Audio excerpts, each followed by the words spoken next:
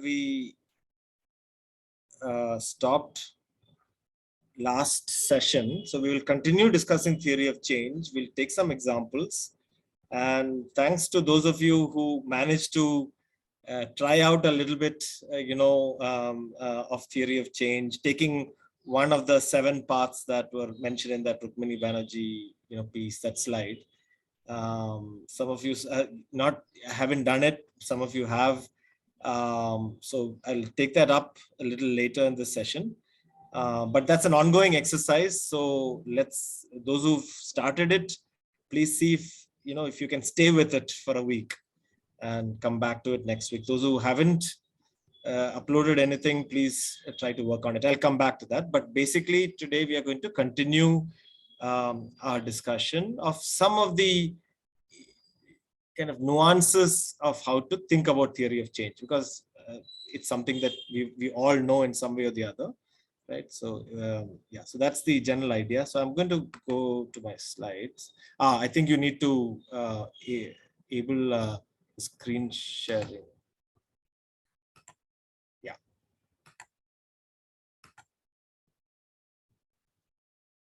So I think all of you were there in the last session, but just to remind you, the distinction between logic model and theory of change. So do remember, these terms are often used interchangeably, used in different ways, but still at this distinction between what is conventionally called logic model and conventionally called theory of change is a distinction worth making. Okay. So, so logic model is that standardized representation with inputs and outputs connected by activities and outputs to outcomes and impacts, right? So basically input, activity, output, outcome, impact, that kind of thing. It's a standardized representation and it's a listing and it's descriptive. We had discussed this briefly last time, but I just want to kind of start with this, remind ourselves. A theory of change is really a pathway. It is a how and a why kind of a thing. So it is much more contextual and it is far less standardized. And one of the things I noticed about, the 5-6 of you who did try this exercise, last week is what many of you did would be more of the logic model kind. Because you started with these categories, which are the inputs, which are the outputs, right? And then we generally put a big arrow from inputs to outputs and a big arrow from outputs. If you do all these outputs, it'll lead to some outcome, right? That kind of thing. But a theory of change is trying to understand the pathway, right? And they may not be straight arrow kind of pathway. So we'll come back to this. Since we did discuss logic model, and that's something I think we are a bit more familiar with, today we'll go more into what is conventionally called theory of change. And so do remember, sometimes what donors want or what proposals want, even if they call it theory of change, might be what conventionally is a logic model, right? Where you don't have to justify or reflect too much on the pathways. How we get from one thing to the next, right? From some output to some outcome. And that's really the crux of the theory of change, right? So it's very much contextual. So we will see that example that I just started out last time, the TINP, we will see that it worked differently in a different context, the same thing, but the same output did not lead to the outcome in Bangladesh that it did in Tamil Nadu, right? So which is missed in the standardized representation of logic models, right? So I just want to kind of emphasize that we will certainly spend time on this. So that's one. And again, to recap, it is useful to think of kind of 2 sets of flows, right? The flow called program activities, which is what converts inputs to program outputs, and the flow of what we are calling social processes, which is probably the less clear thing, right? Which is how program outputs are converted to social outcomes, right? So hence, these thick purple arrows, those are the flows, and what are in boxes are kind of the listings, so to speak. Right? You can list out inputs, but the conversion to outputs is through the flow of program activities, and especially output to outcome. What are these social processes? How are certain outputs, such as so many classes taught, right, converted into outcomes of learning, of confidence, of what have you? So, and some people use the term intervention logic program theory for this conversion, right? The input output conversion. Some use the term theory of change for this conversion, but confusingly, the terms are used all over the place, right?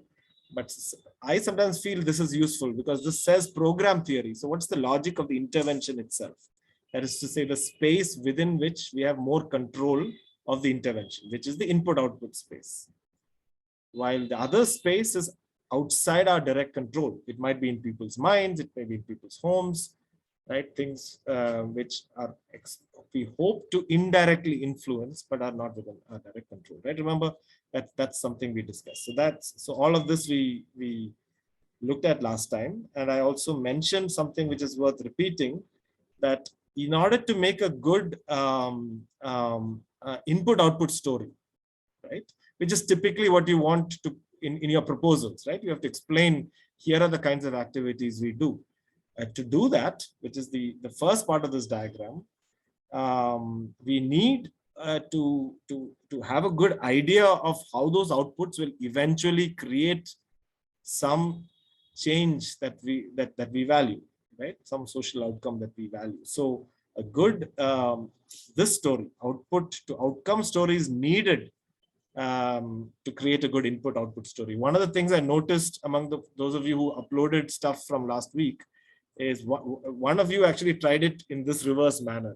What's the outcome we want, and then work, how do we get that from our outputs, and work backwards to the inputs. That's interesting. I mean, of course, we can depict it in whatever manner, but the point is, do we or can we think of our activity space, our planned activities, right, being backed out of how we understand, right, change to happen, right, in the classroom, among learners, in society, right? So we'll come back to this point, but I hope at this stage it's clear.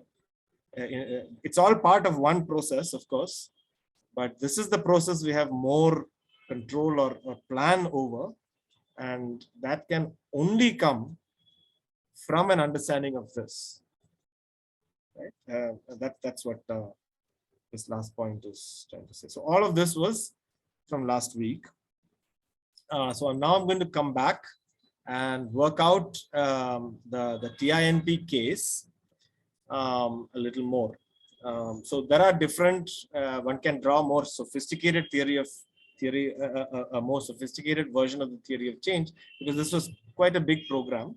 But this kind of somewhat simple representation is what one of the people involved in the program, Howard White, has put. So I'm just conveniently taking available representation. But in fact, after our discussion today, you'll yourself feel that, you know, that there are some bits which can be improved in this. So we have two tasks now when we go through TINP. One is to identify what are the input-output conversions and what are the output-outcome conversions, right? Input-output conversions are the activities, right, in our somewhat in the control of the program, versus the output-outcome conversion, which is a hope, right? Which is our reading of what happens in learners, in their families, in their playgrounds, right? Which we are not directly controlling. Right? So that's going to be the first thing we do. We try to identify, you know, in these kind of lines, right? Think of these lines as arrows, one thing leading to the next. Which are the program activities and which are the social processes, right? The two conversions. That's worth kind of delineating, because in fact, this theory of change combines the two. Okay, this particular diagram. That's one thing we'll do. The second thing we will do when we start today is to think of what links are justified and what links are maybe not so justified. In other words, the how, right? How do we go from one of each box to the next box? These lines that they've drawn in this diagram, what justifies them, right? So good theory of change, remember, that's what really distinguishes it from a logic model. In a logic model, we just give listings. Here are the inputs, here are the outputs, here are the outcomes. Here we have to explain how inputs will become outputs, and especially how outputs will become outcomes, right? How do we justify that? On what basis? Right? That's the question. So those are the two things we will attempt here. Just to remind you, I mentioned this last time, but the TINP was a very large scale health intervention for very young children and mothers, both expectant mothers and new mothers and their babies in Tamil Nadu, went through the decade of the 1980s, started in 1980 and was considered a major success, at least by the Tamil Nadu government and the World Bank. So much so that it was then exported as a program structure to Bangladesh and elsewhere. Yeah. And it consisted of two kind of main programmatic arms.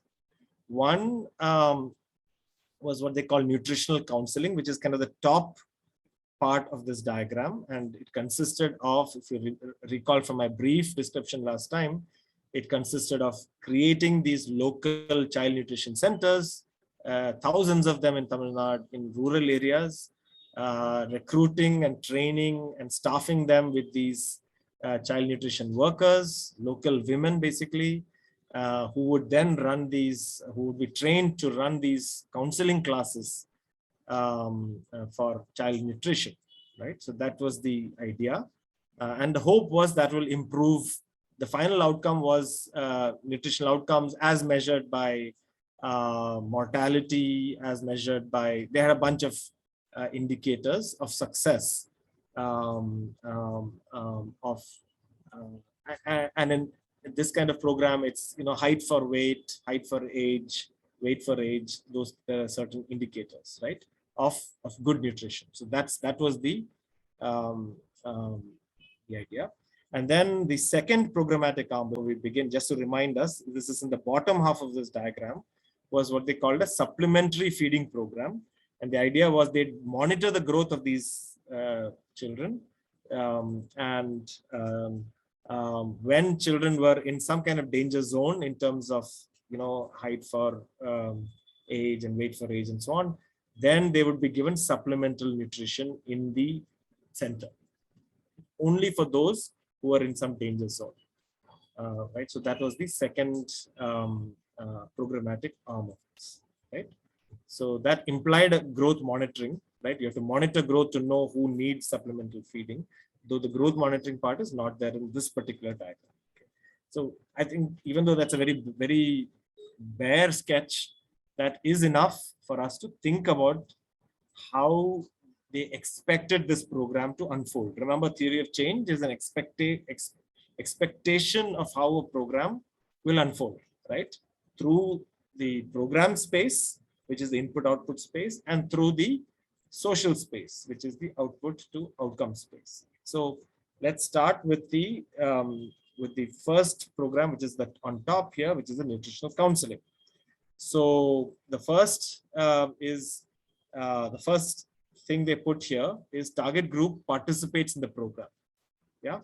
So in fact, I will ask you all, and so I'm going to circle things in gray, which are program activities, and circle in red what are social processes, right, to distinguish.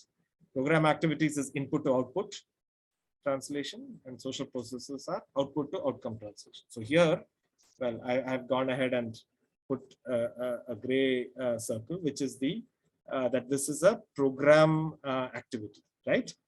That the target group participates in the program. That is within the control of the program, because they have outreach to these mothers and children, and they bring them to the center and get them to participate. Yeah. Now let's go to the next one.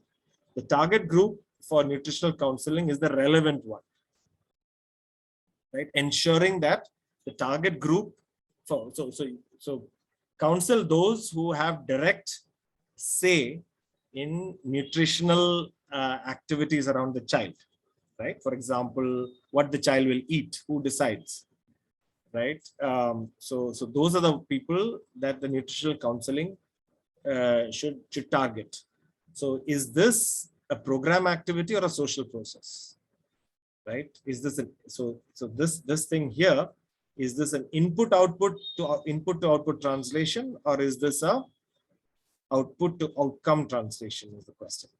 Do I put a gray for activity or a red for process? It should be the program activity. Exactly, right? It should be program activity, because this is something this is what programs do, right? Make sure that you identify the right people. Yeah. Turns out that when they did this, they got the wrong people in Bangladesh. Of course, these are complex programs. You can't put entire quote unquote failure on one thing, but many people who have studied this say that in Tamil Nadu, it is the mother of the child who has considerable say in the child's nutrition. In Bangladesh, it is the mother, the child's father's mother, the paternal grandmother who has say, but they actually targeted the children's mothers. So one of the arguments about in Bangladesh was by just copy pasting this, they didn't actually contextualize it, the activity. It's an interesting, it's too neat a point, but people have written about this, that the assumption that it's the child's mother has as much say turns out to be mistaken in the Bangladesh context where they ran this. Anyway, so this is, absolutely, this is an activity. What about the next one? The next one is a mouthful. Exposure to nutritional counseling results in knowledge acquisition and behavior change. Okay, there's a lot happening in this particular box. So you target the groups who are relevant, that we have done, and now you expose them to nutritional counseling. Have these sessions, right? Well-planned sessions with good material, and these child nutrition workers were trained well by, as to how to deliver these sessions and all that. So here the point is exposure to nutritional counseling results in knowledge acquisition and behavior change. Right. So first the question is, well, actually they have put two things together, right? It would have been nice to first say exposure to counseling results in knowledge acquisition. They could have had a second box which says knowledge acquisition leads to behavior change, right? But it's put in together here, and these are important leaps in thinking, in expectation, and one I would have liked to see them separate, So the question now is it a program activity or is it a social process in the sense in which we've been talking about? So exposure to nutritional counseling, that of course is what the previous one said, right? That we agreed is an activity. But here we are saying that leads to knowledge, and that further leads to behavior change. So the translation from sitting in on a nutritional counseling session to getting knowledge, is that an activity or is that, a process? It's a process, right? It's a process. And further to behavior change, that's certainly a process, right? That's not directly within the control of the program, right? So ideally we should have split these. Remember, we will come back after we do this to ask, are the leaps too big, right? On what basis do we think that exposure leads to knowledge acquisition, which further leads to behavior change? But that is the expectation in the theory of change, and this is outside the direct control, right? I hope we are all clear. This is an output to outcome leap. What about the next one here? That behavior change leads to change in child nutrition.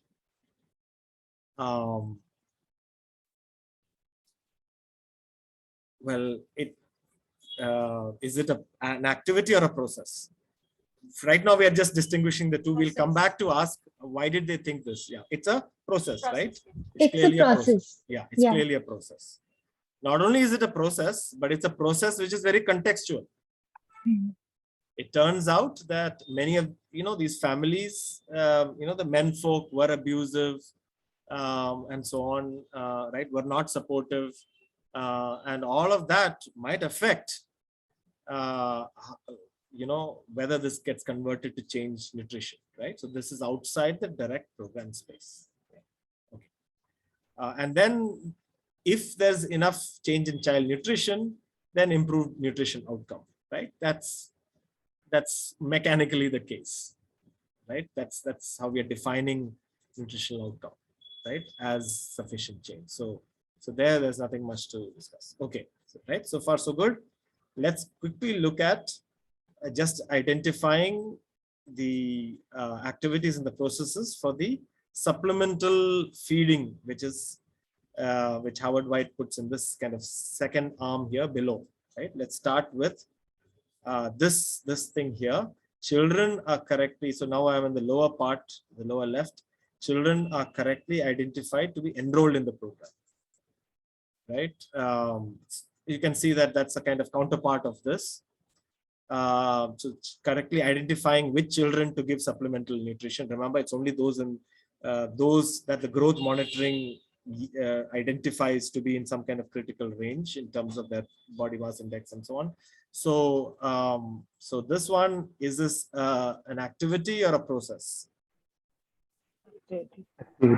Activity, right? Yeah, this is an activity.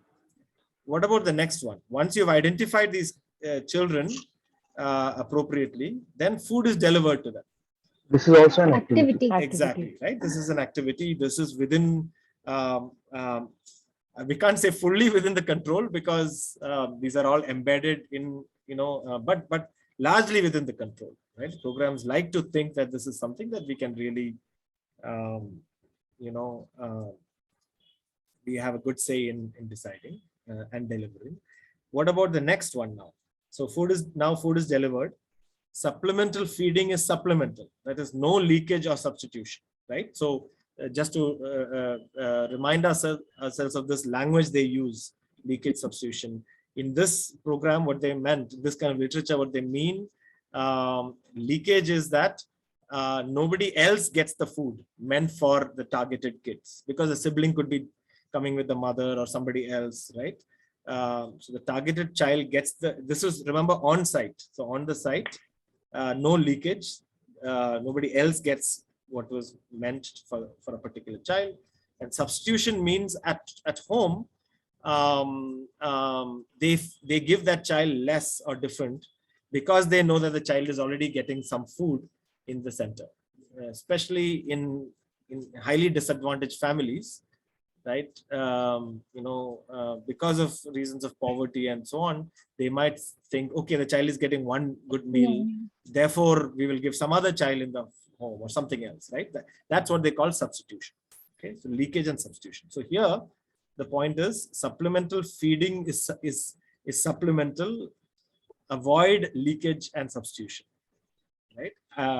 Of course, it appears harsh, right? The families might have reasons, but this is how the program was constructed, right? So now the question is, this particular box here, ensuring that supplemental feeding is supplemental by avoiding leakage and substitution. Is this an activity or a process?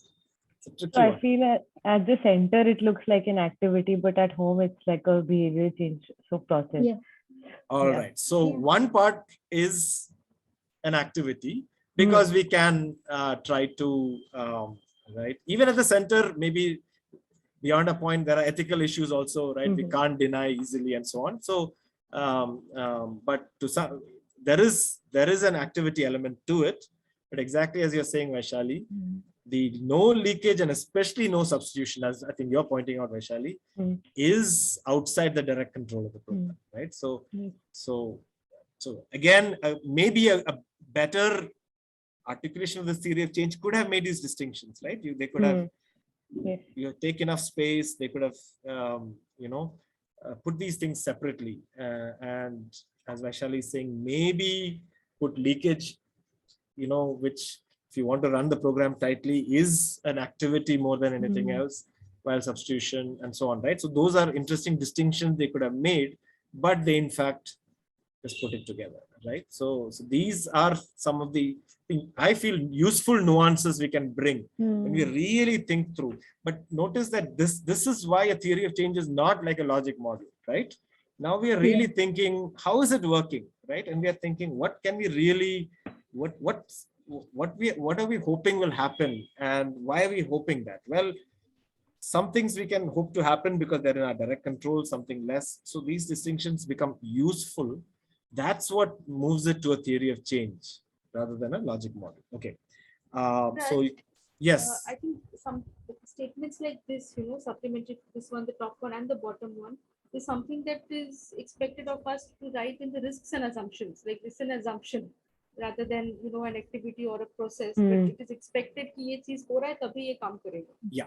So one, of course, is however we propose a program, make sure that this is covered somewhere or the other, right? Yeah. So you might in your formats put it as a risk. That's fine as long as it's put. But a good theory of change should alert us to it. You might decide to, as long as it's covered, I guess it's there in how we think of the intervention.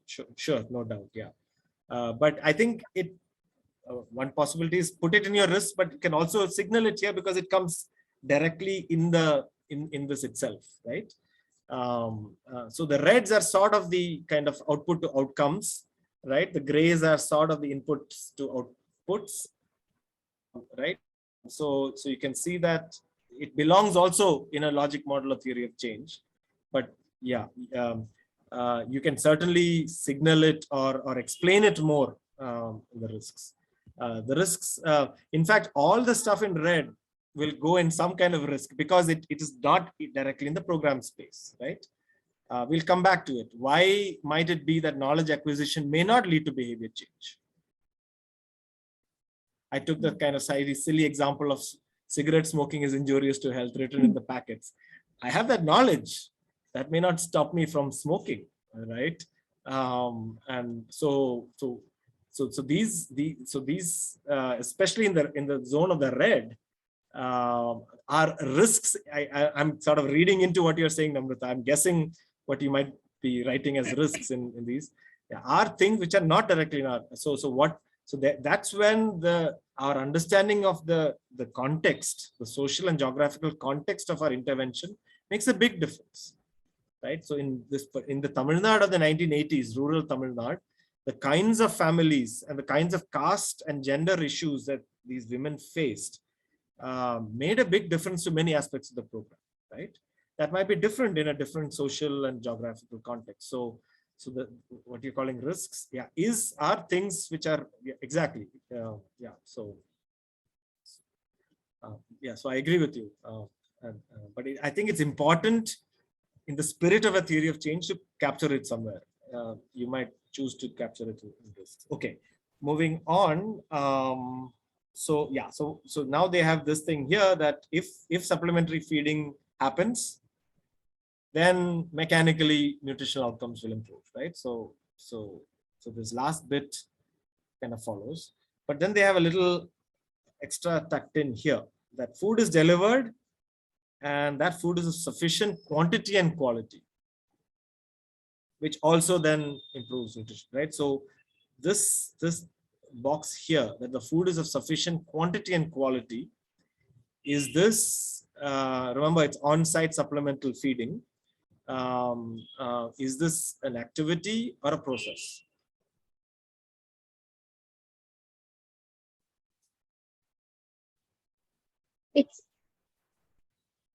It's an input, but I mean activity. It's not an activity, a process. right? Yeah. It's an activity, right? It's an activity of ensuring that enough food and enough appropriate food is quality food is provided. So it is an activity. Yeah, good. So, and I hope that this exercise was somewhat straightforward. I mean, I don't think anybody would have a different way of drawing the grays and reds here. That I think the activities and the processes are fairly clear. Some, like this particular one, because they have put many things together, we need to parse them out, right, in this. But otherwise, once we parse them, once we make them as fine as possible, then it is not such a hard thing to distinguish the input to output and the output to outcome, right? At least in this context, we'll see, right? So far, so good.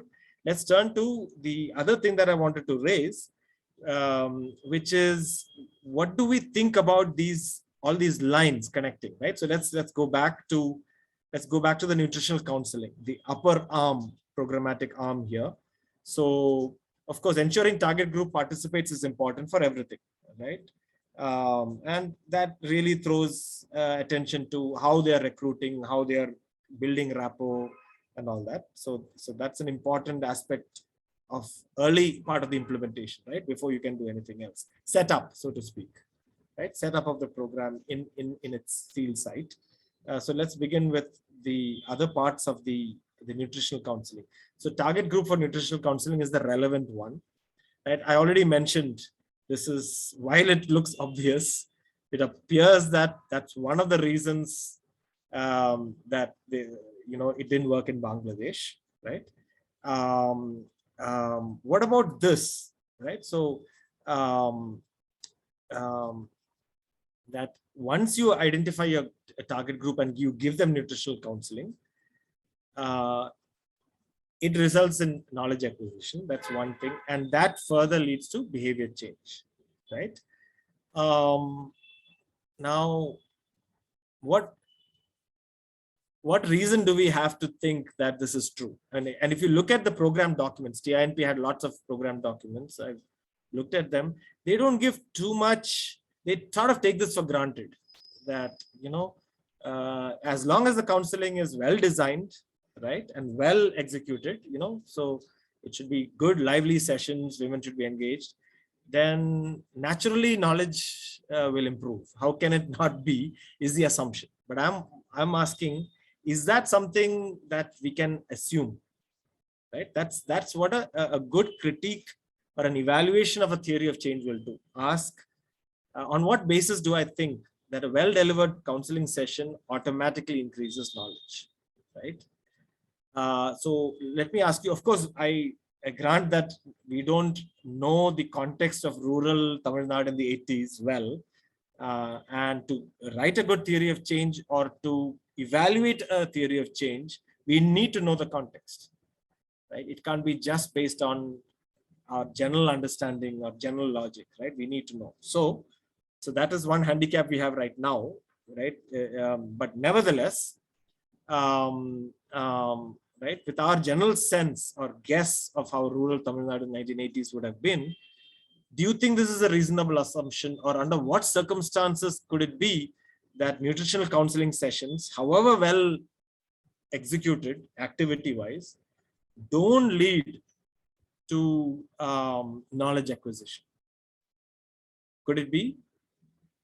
Under what circumstances? And think of it for your own programs, right? The programs, even if one delivers a session well, why might it be that it doesn't stick? Yeah. At times what happens is that if in case you use a lot of jargon, which is not quite familiar with the recipients, then there might be that issue. Correct. So now using jargon is still part of the activity part, right? That so here, this particular box is saying, so in fact, they should have had another box between these two, which is the sessions should be appropriate, right? Which means jargon free, should be welcoming, should have some fun activities, right? Yeah. So there should have been a box between these two, which there isn't. And that would have been an activity box, right? It would have been a gray circle, because that's within the control of the program, after all, right? You can design good sessions, you can create good material. Hopefully you can train the child nutrition workers. So absolutely, I agree with you, Nani. And so here Also, you can, yeah, another point, if I may, then it's also assuming that the knowledge would transform to practice and everybody would have the means to make that transformation, but maybe the families don't actually have right, the means to right, right. So I'm separating these two. So we'll come to the second, they put it all together, right? So what you're saying, the second part, knowledge acquisition leads to behavior change. That's not obvious, is your point. So we'll come to that. But before that, the seemingly more obvious, which is nutritional counseling leads to knowledge acquisition, right? Why might that not be automatic? Right? Right? I mean, under what circumstances is this true? Under what circumstances may this be untrue? That's what an evaluation of a theory of change, right? Is asking, are your expectations sound for the context you're talking about, right? So despite not knowing the context too well, but our general understanding of Indian context.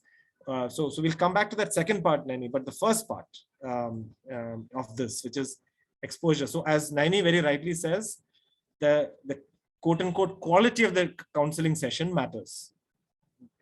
Jargon, avoiding jargon, but many other things, right? Which keep it kind of, so by the way, that applies to this course too, right? After a long day or week, you're all coming, and if you give you, and I think we are giving you a fair bit of jargon and theory, right? Right. So for any session, right, should be appropriate for the recipient, for who it's intended, and that's true for the mothers that we're talking about here, right? So ideally, I would say, as a response to your point, that they should have it would have been useful to have a step between these two, and that step is an activity step talking about what makes for a good nutrition counseling session, right? That should have been there, so that this particular box could then assume that if you did a good counseling session, right, which then that results in knowledge acquisition. So what I'm asking is, since we've already agreed that this is a red box, correct? I mean, a red circle, which that is to say, this is outside the direct. So why might it be? So what can we do in the program? We can deliver a good session, jargon free and this and that, right? But why might it be that a good session does not stick, does not lead to sustained knowledge acquisition, right? This is something all teachers ask. Oh, I thought I did a good class, but patani, right? It somehow went right. For one, yeah. So why might that be? Well, the class might be good, but there might be, for example, well, let me ask. I have some speculations on this, but let me ask all of you, why might this still fail? This assumption that good counseling session will lead to knowledge acquisition. So can it be about the relatability of the content? Let's say they're saying milk, you should give milk. But what if the mothers don't have access to milk thrice a day or something on those lines? So availability of the resources that are talked about in the yeah, but here we're talking about counseling leading to knowledge. Now, what you're saying, Vaishali, is that knowledge they may not be able to practice it because they right, agreed, which is what Naini was saying. So I think the knowledge to behavior, that link, it's all kind of rolled into one in here. But suppose we were to make that distinction, then clearly there's a lot we should say about that part, right? But the seemingly more obvious part is still, before we get to that other part. I think Atanu has something to add. Yeah. Actually, when we're talking about social process, it is the social process is not a single process, or it is not linear. There are several processes going parallelly. So maybe they are connected, or sometimes it is not connected to each other. So when we are assume something, maybe other factor, other processes that also hamper the process. So that is why we are not getting the actually desirable outcome, and that's happened many times. This is number one. Second, when we are talking about the outcome, many times in this case actually maybe everything going fine, but the economic condition of the particular family is not good, then definitely outcome will not actually we will achieve. Right. So the second part, I don't, so Atanu, remember, we are still looking at that one little sliver here of counseling session leading to knowledge acquisition. Now, the economic condition of the family, does that affect that particular link?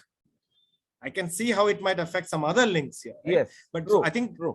but the first point you made, I think, is an important general point, right?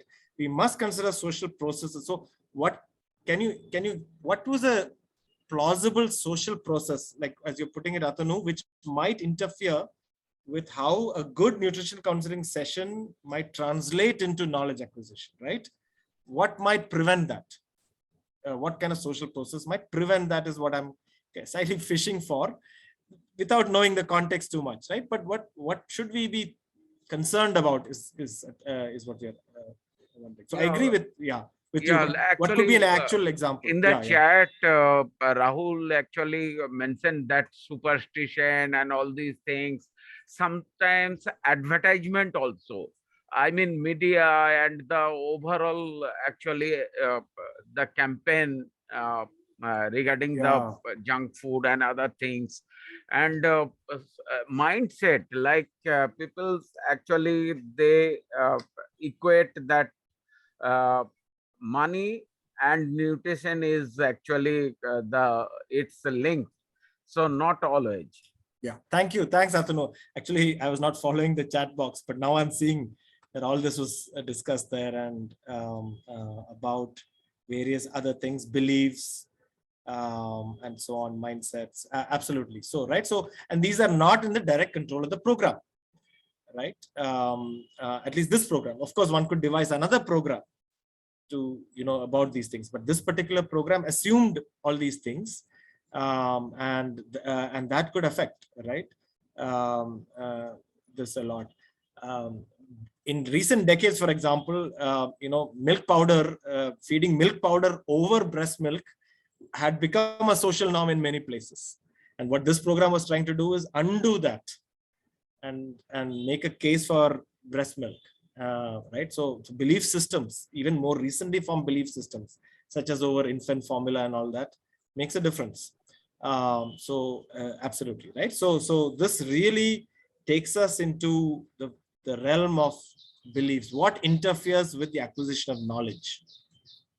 Right. A counseling session does not directly translate.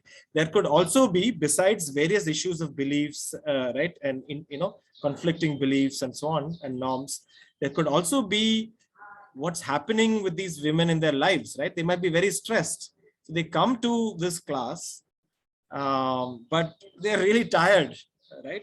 Many of them are daily wage laborers and so on.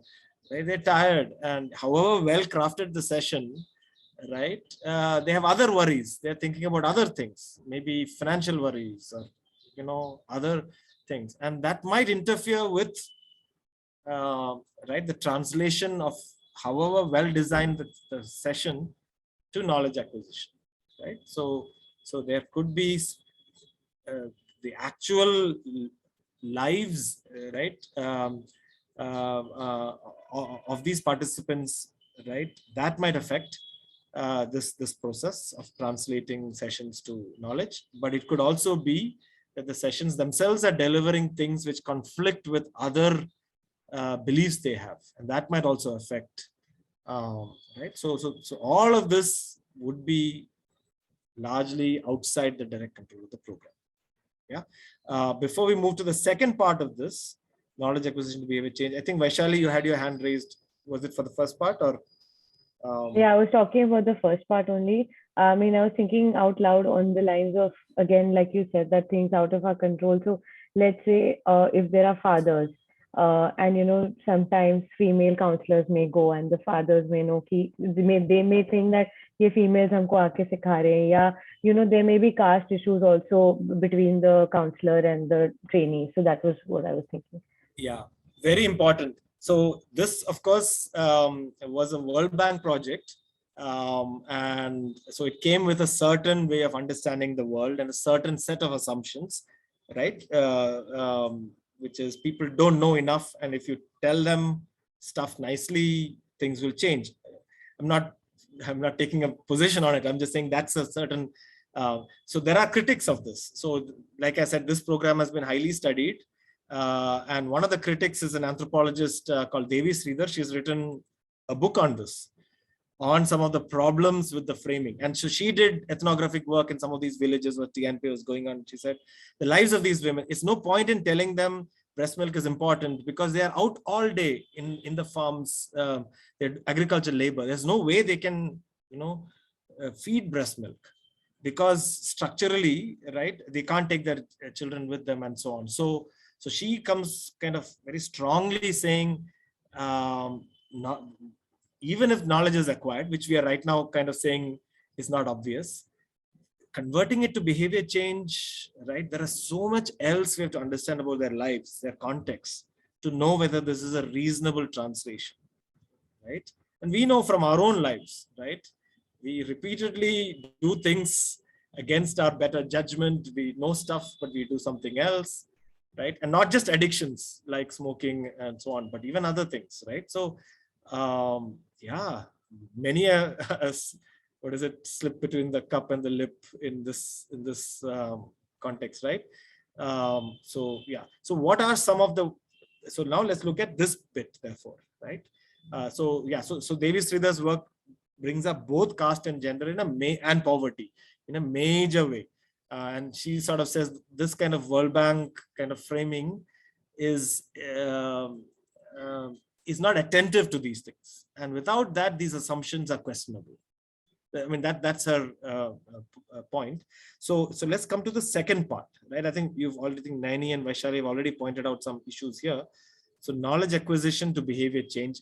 So let's talk about specific knowledge acquisition, such as importance of breast milk and colostrum, particularly, the early breast milk, and there's a lot of emphasis on wash, kind of, especially washing, using water in cooking, washing vegetables is one thing I remember. They say before cutting rather than after cutting, and a bunch of these kinds of things to do with water and, right. Okay, so all of this is delivered nicely. And these are things now we know, public health, we know, we've known for a long, long time. So let's say they deliver this and it sticks. Let's say, even if there is knowledge acquisition, now the question is the arrow from knowledge acquisition to behavior change, right? What are the things which might interfere? We've already talked about some, or at least I'm saying more generally about how poverty might affect at least the breast milk assumption, feeding breast milk, but also poverty might affect the water, right? These women don't have easy access to water. We're talking about 1980s, rural, right? So that might compromise, right? So we know even in COVID, right? We know that people living 10 to a room, right? In an informal settlement in a city, even if you say wash regularly, right? It doesn't make sense to people who don't have access to water, don't have piped water, and so on. This was mentioned. This was remarked a lot in COVID times, right? You can't possibly do this in Bombay slums so easily. So the knowledge cannot convert because there are structural things you have to take into account, right? In a sense, it's obvious, but our role as evaluators of a theory of change, or if you are designing a theory of change, right, is to be able to explain justify why in that context knowledge acquisition it's reasonable to think that it leads to behavior change, right? And in this particular TINP, as in many programs, it's left to the assumption. Of course, if I get something, if I know it's good for me, I'll do it. We have these kind of simple-minded implicit assumptions, but we know that's not the case, right? Yeah. Yeah, so besides what we've discussed, anything else you can think of which might interfere between in the translation of knowledge acquisition to behavior change? think we sort of discussed most. Right. In the context of education, this happens a lot, right? That yeah, children may not have conditions and at home to do homework or get support and so on, right? And if that's an assumption of a program or of a teacher, right? Their assumption can come only with knowing that context and knowing what's a reasonable expectation. So it's really what we are talking about here is what's the reasonable expectation of how one thing leads to another, right? That's really what distinguishes a theory of change from a logic model, right? And what I've seen is funders often are okay with logic model, right? Those listings. So forget the that, but I think, yeah, in the interest of careful design, this seems obvious that we should do the work of justifying, at least to ourselves, why do we think some things work, right? And partly these critiques or these leaps from one box to the other come from our own experience, right? If you've been working in an area or doing similar kinds of education programs, right, then that experience can help one fine-tune a new theory of change. Yeah, I know it doesn't work here. We've tried it in the past for such reasons, right? Which is why consulting folks who are experienced, and we'll talk later today, hopefully, about participatory theory of change, right? How do we take it to a wider group beyond the program team and ask them, are some of these links reasonable, right? Or what are we missing here when we're making these links? But that's the whole point about theory of change. Okay. Let's see. What about this? Behavior change. Sorry, Suresh, there's Yeah. two hands. Vaishali and Namrata both had hands. Oh, sorry. Yeah. Thanks for Vaishali and Namrata. Yeah, maybe Namrata first, since we haven't heard from you today.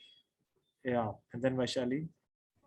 So I was just thinking that one of the leaps here where it says that, nutrition exposure to nutritional counseling will lead to this behavior change. The second part that we're dealing with is somehow I'm unable to understand that it's not answering the questions of how much, how often, and for how long is that exposure.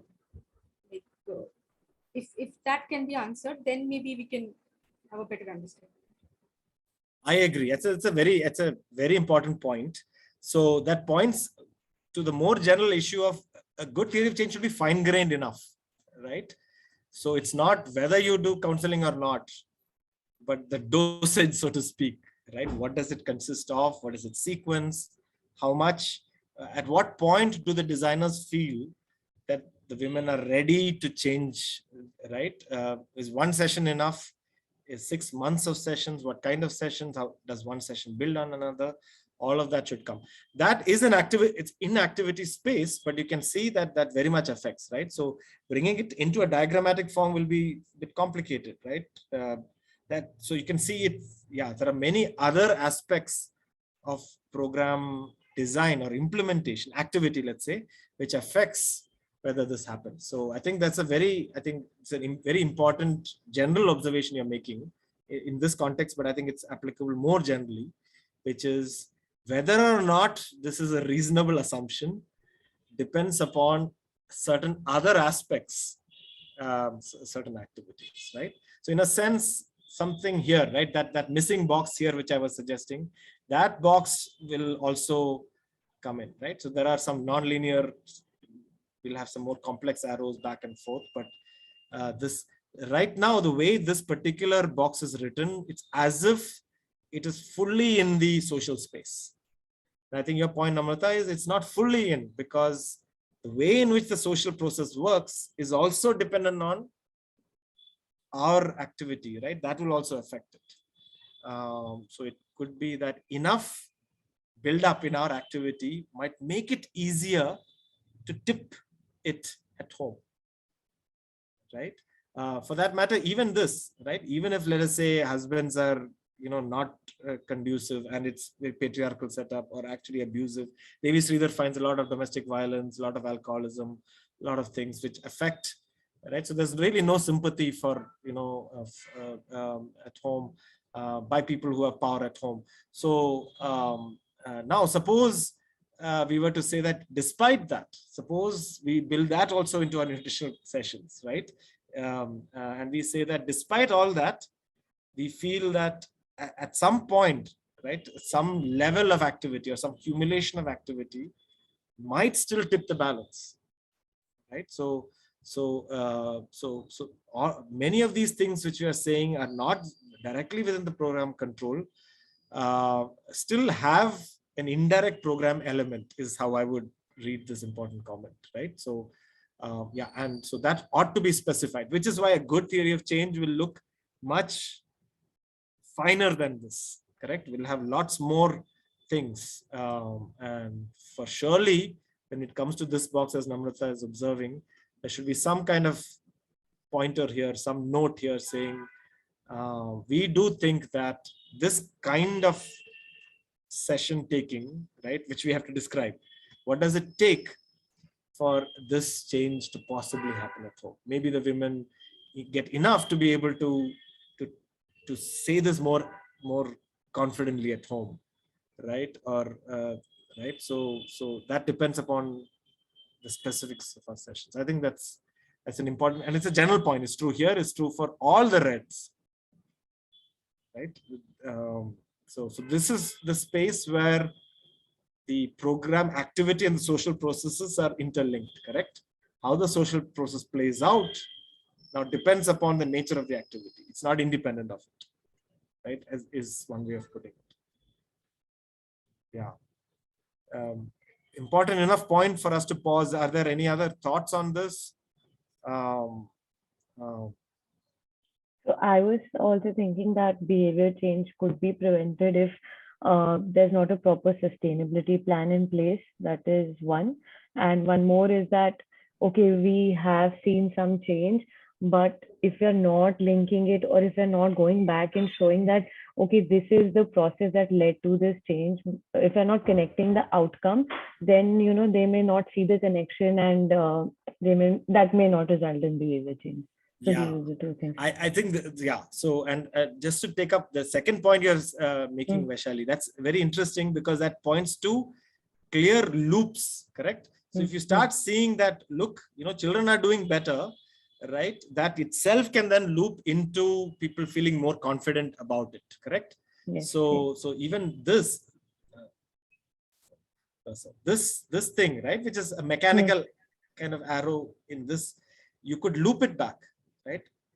Because it's never that, oh, you do all your great change in behavior and then this follows, right? It's a back and forth. You do a little change, you start seeing, or you see some neighbors, you know, and then that might, right? So there is social interaction also might enhance behavior, but also saying, I'm doing a little bit tentatively and I'm seeing, yeah, my child is doing better, and that might change my own beliefs or reinforce them. So maybe or, some sort of a reminder that, okay, see, now you can see these connections. Yeah. So something like that. Yeah, the reminder, of course, is an activity, right? But it could also be a process, which is there's a loop where, if I'm a mother and I'm seeing this happening a little, that might give me the confidence to do it more and more, right? Because I'm also tentative. Yes. I am also making some changes. So in my own thing, there is a loop, which means I should give such a mother the time for it to work out. It's not instantaneous, right? So there is a loop between these two in the social process space, but there is also a loop, as you're saying, with activity, which is we also nudge it along by saying, look, right? Stick with it. Look, there is some change. And by pointing it out, that's a kind of encouragement. And then, right, that might accelerate the behavior change, because people need confidence as they're moving on certain paths. So there is an activity element and there's a social process element to it, right? So there are loops. A good theory of change should be attentive to what are these things play out in time, correct? Sometimes we make these things or these logic models as if without an understanding of how time works, correct? So a good theory of change should take time seriously, which is also the point Namrata was making earlier, right? How activities will, right? So having a sense of how the how things are expected to play out in time. And things like behavior change take time.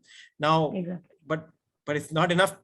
So we know that, and that should come in, but what kind of time? That's when experience matters, right? Being some kind of expert in that field or having experience in that field will allow us to say, we've seen these things and we think, right? And there are studies of these things, right? Also, so the loop over time from behavior change to outcomes, which could be what is called a self-reinforcing loop, right?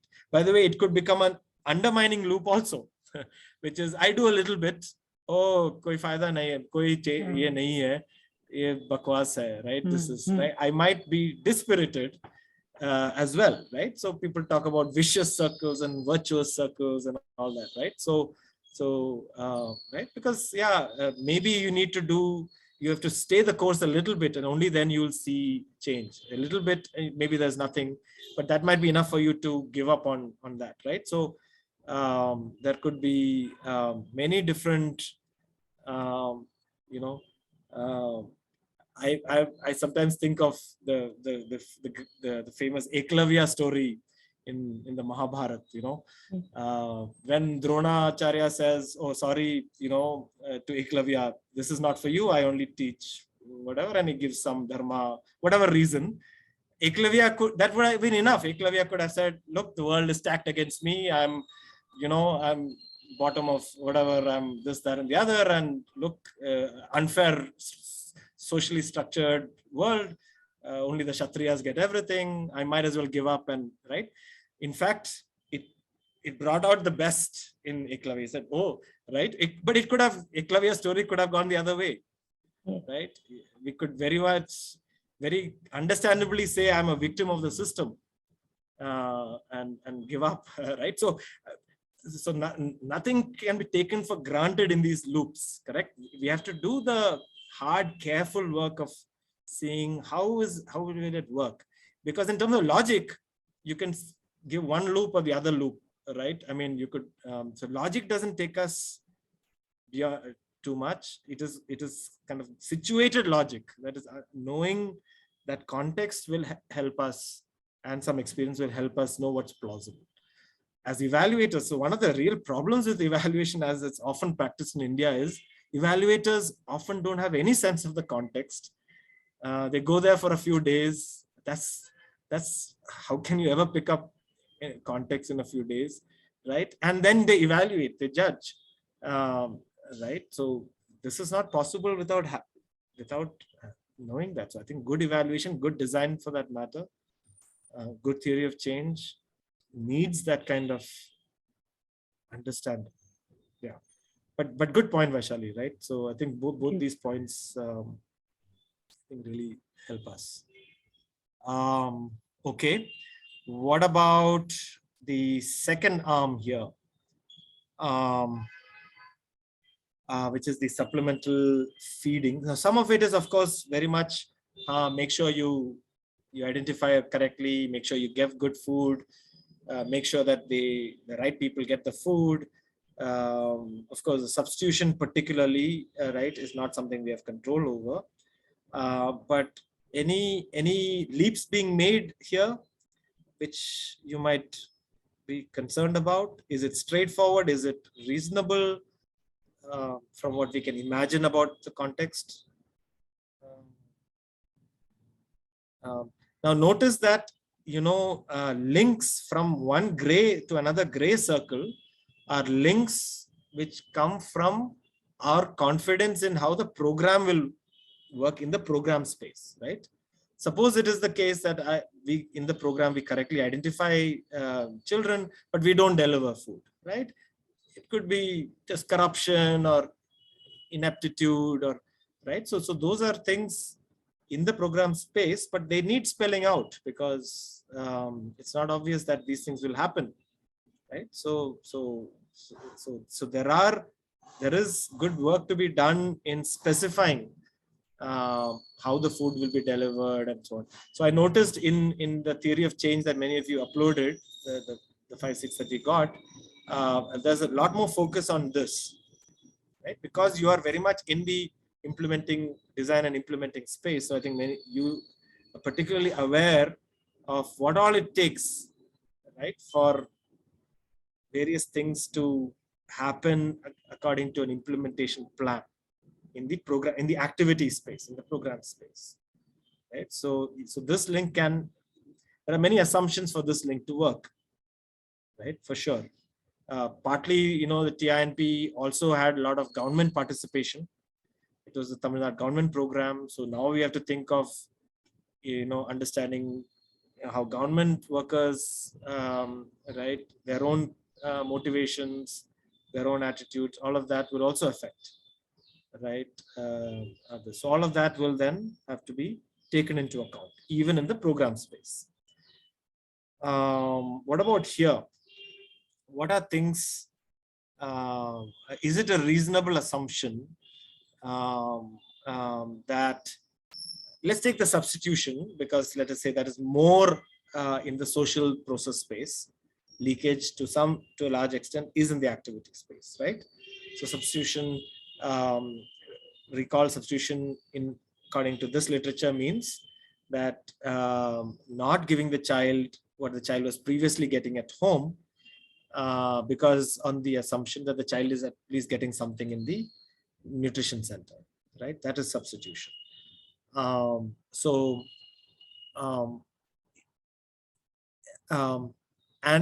TINP, besides maybe just saying that in the nutritional counseling classes, did not have any explicit way of any explicit activity to counter substitution. So my question is, from what you can assume about the context, is that a reasonable assumption of no substitution? Think even of midday meals in schools, which you might be more familiar with, right?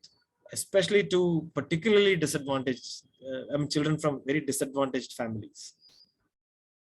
Does substitution happen?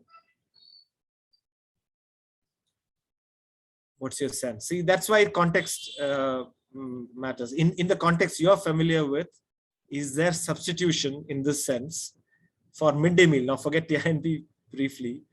What's your sense of it? I mean, if I can say something. So, not sure about the midday meal scheme, but when it comes to substitution, so we often see that high protein diets are basically reserved for boys and men in the family. So, a girl child would actually, if the meal is given for the girl child, it's quite plausible that a portion of it would be, leaked Right. out, substituted. Right. So it is certainly a real worry. Now we have to see how it works in a context. We can't assume this away, generally knowing the broad Indian context, right? Now it depends. In some places it might work differently, right? It depends on the processes through which gender plays out, poverty plays out. It's not predetermined. I would tend to agree with you in general. And now we're talking about 1980s, right? Let's say the world has changed in the last 40 years to some extent. So yeah, in the 1980s, rural Tamil Nadu, I think all the more reason to be concerned about something like this. What's interesting is they recognized it in the theory of change, right? Now, question is, how did they back up this assumption, right? Even once they started the program, did they check to see, that assumption, is that right? Do we need to go back to the drawing board, right? I have not seen anywhere in TINP documents and that they paid attention to checking this. I think in BINP maybe a little more, but I don't recall. But anyway, whatever it is, what I think one good thing is they notice this problem and they put it into the theory of change. As Namrata said earlier, you could say it's a risk, right? It's a kind of risk factor, something like that. But it is there in the theory of change. But what is not obvious is why they think there will be no substitution. I mean, how good of an assumption is it before you start the program, and then we can always test it, right? It's as the program runs, you can go back and see, yeah, did I get it wrong? Good to know now, because I can still change something, right? Yeah, I mean, ideally, that's how it should happen. The implication for whatever theory of change we write for our programs or evaluate is, yeah, what are the assumptions for these things to go through, right? So if they had not written this, would we have caught it when we evaluate it? Yeah, there's an assumption being made here, right?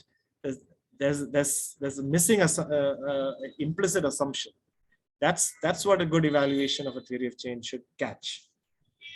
Is this a logical leap for the context? Yeah. And then, of course, food is of sufficient quantity, quality. Easier said than done. Often the logistics of these things are quite difficult. But so again, that's in the activity space. And one needs to have kind of more complex ways of tracking these things, right? To know. But yeah, if you look back, the big kind of social process things are the ones in red here. And some of them are really big assumptions, especially the knowledge acquisition to behavior change. That's and Davis Sridhar's critique is also largely about that. Look, yeah. In fact, she takes the point that if you had really wanted to improve nutritional outcomes, you should have started with attacking poverty and gender. Just counseling and so on is beside the point. Almost, she takes that point that you've misidentified the processes. And that's a big critique. However, the World Bank still pronounced it success. There were a lot of data. It does appear that it did make a difference. But a good theory of change should pay attention to this. All right. Before we move on, just checking, maybe I should just stop share so we can, yeah. Any comments before we move on? So just to kind of summarize, it's useful in a theory of change to identify clearly the activities and processes. Simple as it sounds, often that's not done, right? That helps us also to know, right? Also, it helps for the point that Namrata was making earlier, to know which are the things which depend on social processes, but also on our activities, right? How can our activities nudge social processes in particular contexts? That has implications for how we design our program. So for multiple reasons, that distinction is an important one. In case of this particular program, at least in Howard White's rendering, it's not that hard. The really tough thing is making and justifying linkages, right? And so that was my comment on the on those who started doing the theory of change from last session. Please keep at it. There is a bit more of a logic model feel to it, because that is how I think mostly we think of it also, right? That's donor requirements we list, and we think we have done a good job as long as we've slotted which are the outputs and which are the outcomes. And we typically, what we do is we put a broad arrow from all the outputs, one arrow to all the outcomes. But a theory of change of the sort that we just discussed is telling us is we have to now say how outputs, right? Each output, what happens, right? What is the pathway from each output to outcome? You might say that's too much, and some of you have written lots of outputs actually. So yeah.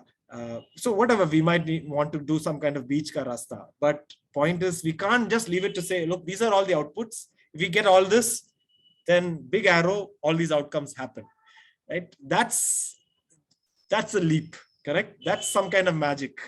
That's a black box. What a theory of change, whether or not our donors want it or formats want it, right? Right now we are in a learning space. We can afford to put those things temporarily aside.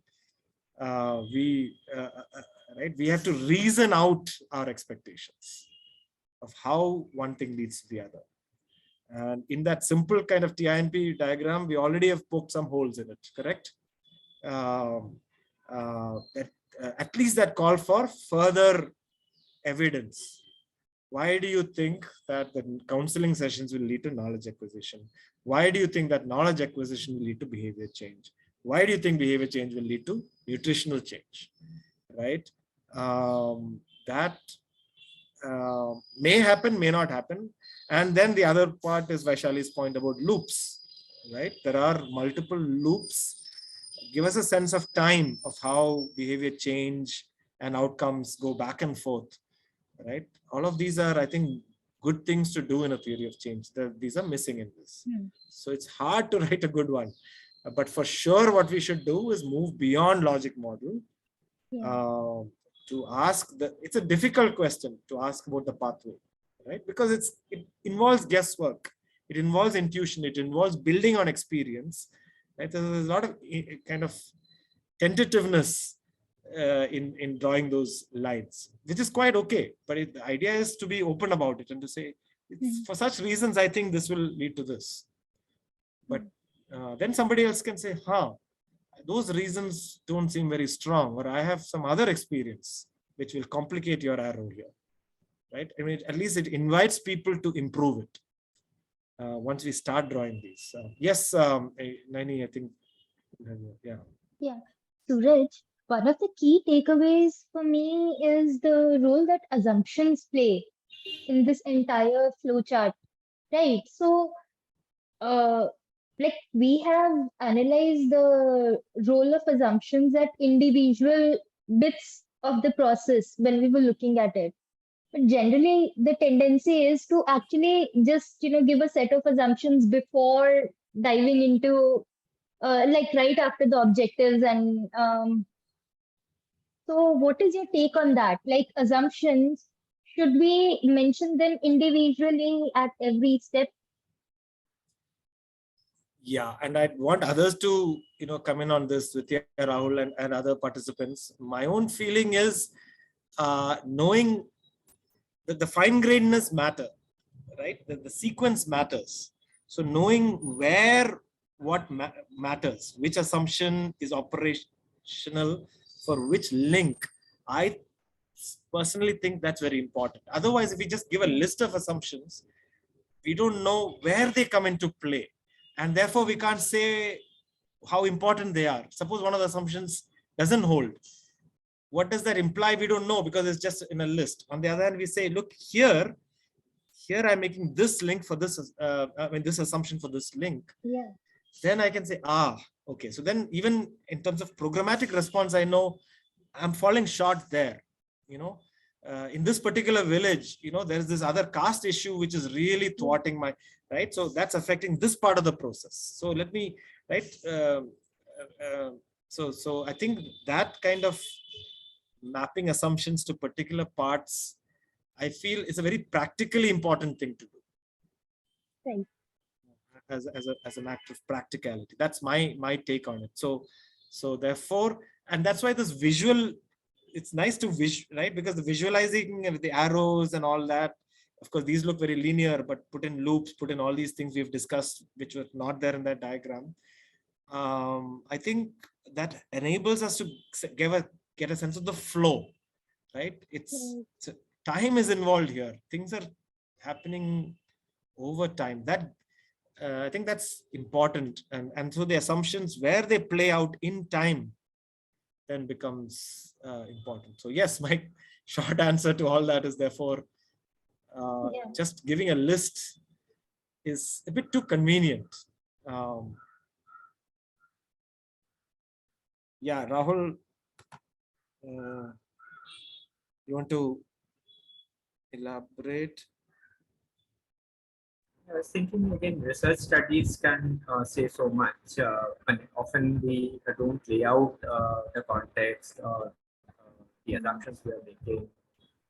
And there's a nice paper, I like to use this paper where this study is quite maligned in terms of the education world. This is a study by Dooley, Dixon, and Gomati in Hyderabad, looking at low fee paying schools, and there is a kind of a counter here by Padma and Wings, and then there is a rejoinder by Tooley. And Walford actually writes about these three papers and talks about how Tooley's research work in terms of the claim making that he lays out within the context of the study cannot be challenged in some ways. I mean, there is quite a kind of a solid way in which he's moderate in his claims. He's not making his levels of generalizations are there. He's putting cautionary caveats wherever it's required. So you can't challenge at the level at which Vinch and Padma are coming in. So it's a nice kind of a evaluation of these three positions. Yeah, Gomati and what was the other author? Tooley and Gomati, is it? Tooley, Gomati, Dixon in Hyderabad is basically one of the seminal papers on low fee paying schools and why that can't be a substitute for government schools. Maybe we can circulate that, Rahul, and maybe Yeah, also yeah, just identify which bits of it for those who don't Right, have right. time. Yeah. Shall we only have 35 minutes left. Shall we push on? Rahul, despite your presence, this chai business did not come up. I have to. I started with a big cup of chai, so I think I just. Shall we just push on? What do you all think? Yeah, only half an I hour. think let's carry on. Yeah. So other kind of thoughts on Nani's point about it really is about being clearer about the assumptions, which is why one of the slides from last week said something. It's if then propositions. That's really what a theory of change is. If then, if this, then this, right? Why do we think, right? An arrow works, right? If this happens, then this, right? If the session, then the knowledge. If the knowledge, then, right? So what legitimates an if-then claim? Rahul, I think, used the term claim or expectation or assumption, as you're saying, Nani, right? That's really what a theory of change is. And that, again, I keep repeating, that's a logic model is not designed to do that, right? And a logic model, therefore, does not have to tell us too much about the context. It's just kind of a standard representation. But this one is, we need to know enough to know whether that if leads to this then, right? These are all contextual kind of assumptions, are contextual typically, right? And so, yeah, that's what, and yeah. So any thoughts on this point? I would agree with that, Nani, that really is what it is being clearer about our assumptions, about the flow to the final outcome for which we are creating this whole thing, right? Ultimately, in this case, TINP, some improved nutritional outcome, but to test different parts of our flow, expected flow, to know. That really is what it is about. Taking time seriously, taking social process and interwoven social processes. I think what Atanu was suggesting earlier when he spoke, right? All of this is really what it's about. So you can see a logic model is not designed to do this, right? Important as that is, a logic model is a good first step, right? We kind of sort out, here are the inputs, outputs, this, that. But now, why do we think it translates one to the other? That's what this is attempting to do. Now, I should also mention that it sometimes looks like impossibly hard to do, right? We'll see, we'll have to do our little exercises. So we have to make it tractable, right? You can go on agonizing over, right? Fine graining it. It can become a purely academic exercise, and that's not the idea. The idea is, right, as practitioners, to have some confidence about that expected flow. I would also add that, so remember, I mean, something that I kept repeating last session, the theory of change is a theory, right? It's an expectation. Now, sometimes it's useful to look at programs that which have happened, right, and look back and see how, right, to make this link. So what is the empirical counterpart of a theory of change, right? That's in this course we are calling it process tracing. We'll come to it late in a later session, right? But it might be instructive for you, as practitioners at Vikramshila, to take something and of course you will be doing your reviews, right, of past work and so on.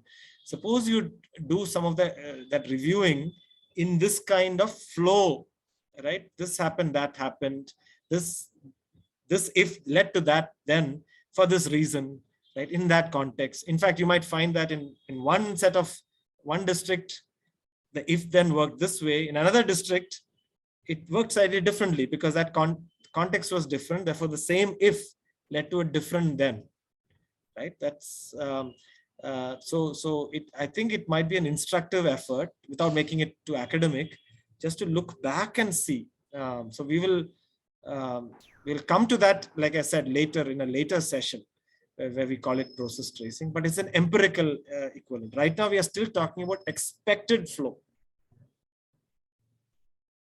But a good expected flow is based upon past understandings of past flows and what's reasonable, right, in that context. Therefore, a good process tracing exercise of the sort which we'll do later should also feed into what's a reasonable expectation. And therefore, when an evaluator critiques it without knowing the context, it's problematic, right? Knowing India generally, or South Asia generally, I'm flying in from Washington, D.C., few days, look at your thing and go, oh, yeah, for the South Asia. Right? It's neither here nor there. We are too diverse a society. We have too complicated a history for that kind of passing understanding of context to work. It needs to be more grounded. That's your pain point. Yeah. So now, of course, the practicalities of dealing with evaluators without context or donors without, that's something we should discuss as a practical matter later. Yeah. So we really need to have these kinds of conversations with donors and evaluators in the room, not just with practitioners, right? This is a larger dialogue and a larger discourse.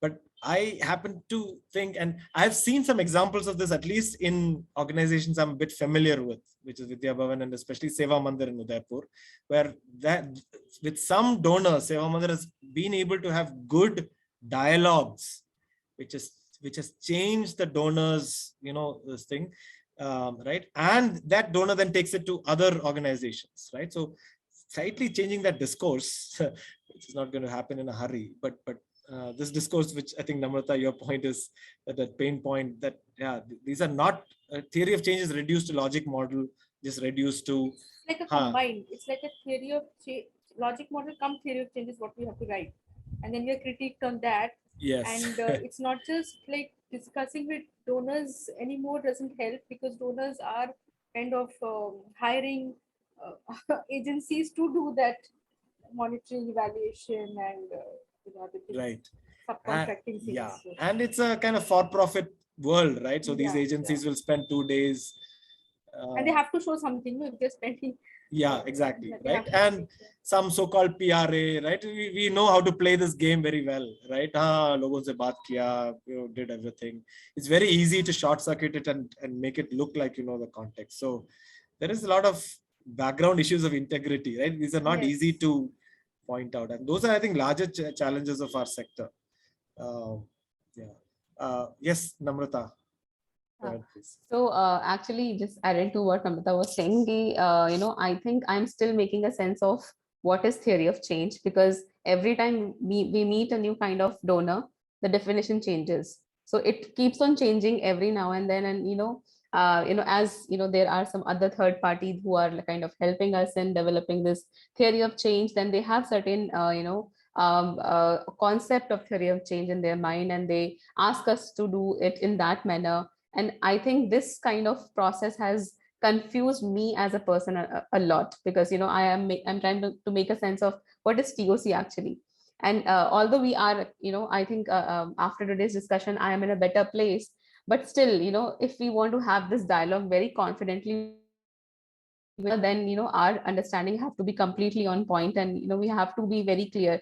But that is something like, this whole process is very confusing, and I always ask for the best TOC, or a kind of sample from donors, but they always ask, it is something which is, you can do it yourself or something like that. But then we are still struggling with that a lot. So that Yeah. is international कुछ दे देंगे, मतलब कुछ भी specific नहीं देंगे, कुछ बाहर से आके दे देंगे. You Absolutely. won't see very fine-grained ones, right? Absolutely, TINP no. was considered, I mean, the amount of money they poured into this, it was the biggest such project in the world at the time. Huh? And you saw, right, that, which without knowing the context, we could still rip it apart, right? If this is the best practice, it's not very good, right? So I can understand why they can't, because it's not easy. And so one, of course, Namrata, is to know that it is a construct. So there is, so what different donors, what different people mean by this term has to be understood, right? There is, so often what they mean is what we've been discussing as logic model, or as Namrata was saying, some combination. Right? Generally a all, combination of, But to be able to, so one is to explain to ourselves, right? Here is how we think, here is our kind of expectation, because we have some experience, some this, that, and the other, and we are laying out, right, what parts of the context make certain links work, what are more riskier kind of leaps, right, that kind of thing.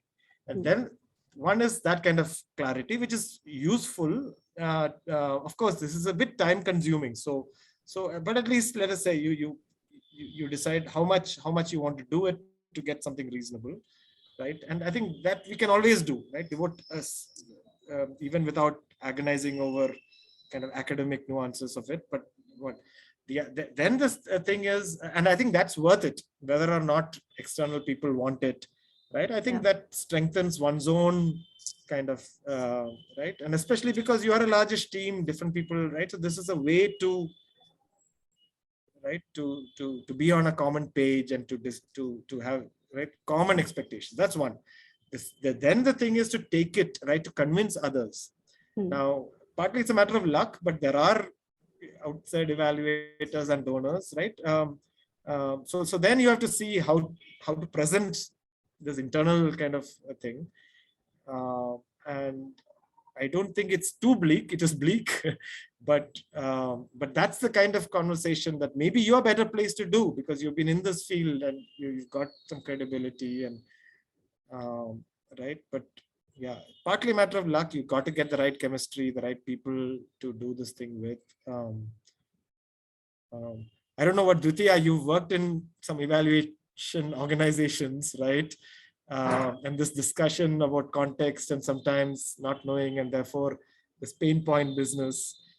What's your sense? I just typed a very long response and then pulled it out because it's still in like a minority. But there are lots of evaluators these days who are onboarded at design, right? So they're evaluating with you while you write the theory of change, to ask you these questions, right? This assumption seems to be too much, or I mean, for me, the TINP assumption that there will be no leakage, I can almost think of no context in which there will be no leakage, right? Especially if you think about it in terms of 1980s rural Tamil Nadu.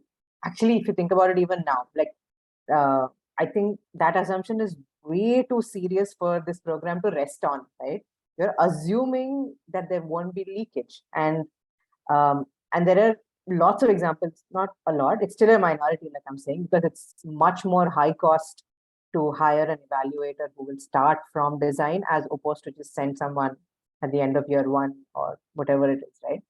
But there are now donors who are doing it. So they design alongside with you, they sort of integrate evaluation from the very beginning. And that's very helpful for practitioners, for implementing organizations, because you get to ask yourself some questions that you may typically not, right? From the design stage, like, what is the frequency of this training that I'm imagining? What's the probability it's actually going to be able to, I'm actually going to be able to implement it, right? So yeah, and it might seem very common sense, but there are lots of things that we do repetitively as implementers, even though we know it has not worked in the past. Like getting government teachers into training sessions, I think we should collectively all just stop trying to do it, right? Because they have so many trainings that they go to that you are just, I don't know. I mean, but that approach we all still take, right? So I think it's happening in the minority that you're being asked these questions at design, and then alongside you doing monitoring evaluations also being done to a certain extent, but it's still very, very rare. Mostly it's the kind of evaluator that, both Namratas were talking about, in terms of they come, they do 4 days on site, some interviews, and then there's judgment to be passed, so. Yeah, so I mean, this is heartening. I think it's still very few which do this, but but that could be a way. But I think it's only the better funded and the small minority of donors. But to the extent we do it, I think that's a plus, because now even if it's not external evaluators, I think the idea is also to extend Vidya's point. Evaluative thinking should be part of our design, even internally, right? Even if donor doesn't fund an evaluator to be with us from day one of design, but that kind of evaluative thinking of the sort that we are discussing, that's of course more feasible, because it's an internal capacity that's useful for us to develop. That's what the other thing is, Vidya, even the ones who do this, right? They are typically from outside. So what's the combination of understanding the context and the appropriate humility, right? Even in asking questions, you can brashly ask, ये कैसे आपने assume किया, right? I mean, you can sort of deflate people just in, I mean, and that's the kind of stereotype, right? A certain arrogance of, oh, I know some skills and I'm coming from outside. So I think it's a combination of some kind of, so even if I'm coming from outside and helping with design, how do I get to know the context, and how do I, with appropriate humility, ask questions to nudge it along? I think it's also the tarika is important, right? Yeah.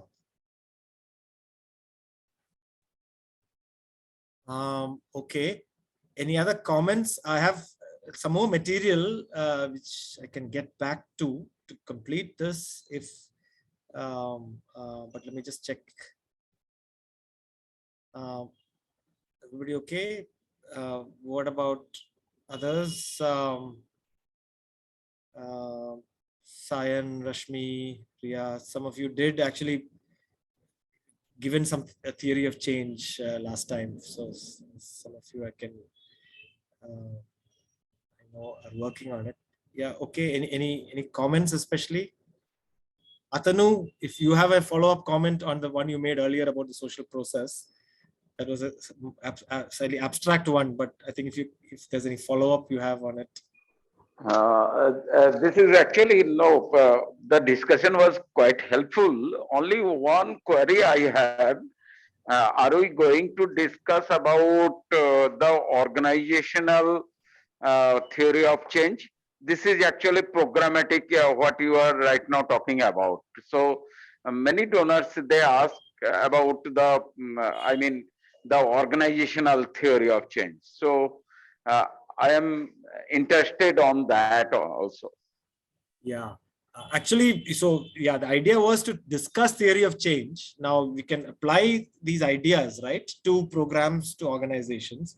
So the intention was to discuss it, sort of what is it about and what to emphasize. And then we can take it to, the examples are very much programmatic, Atanu.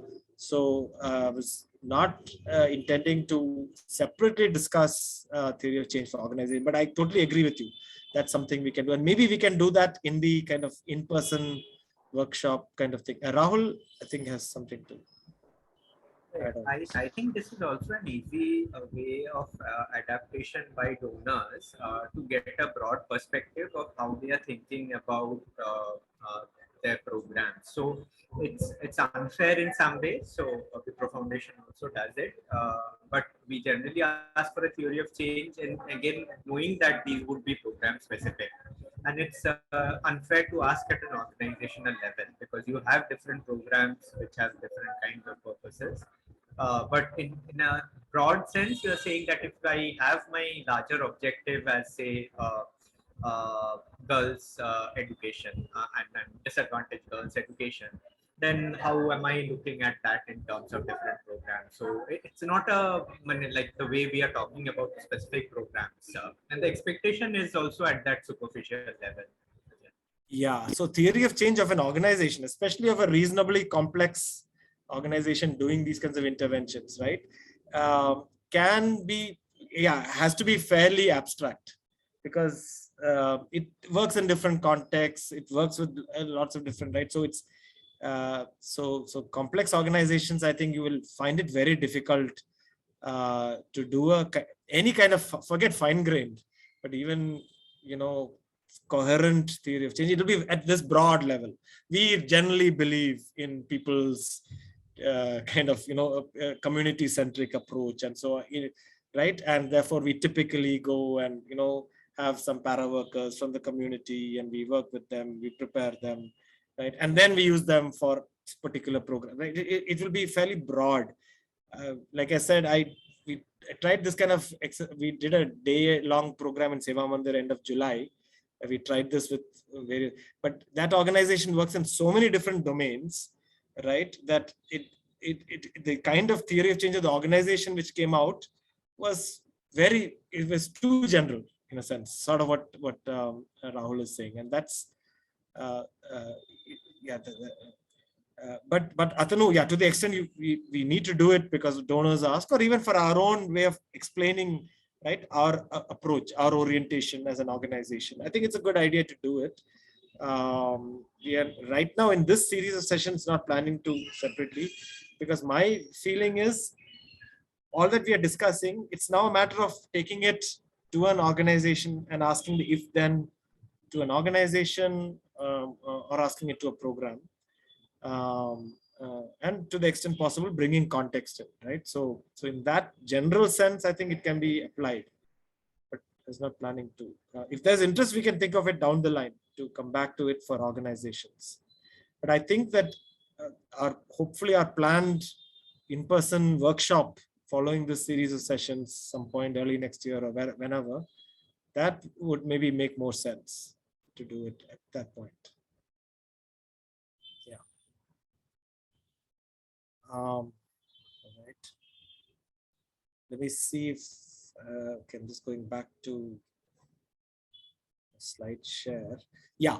So I wanted to also ask you something which was not there in the Howard White theory of change, which is there they stop at improved nutritional outcomes because that was the explicit objective of TINP. But, there's always, every outcome has a cascade, right? Has more to it. And so one can always ask, what does improved nutritional outcomes lead to? One could say it's an important objective in and of itself, but it also leads to other things, right? So you might ask, should not a good theory of change also imagine what happens in these villages if nutritional outcomes improve, right? What happens to intra-household dynamics?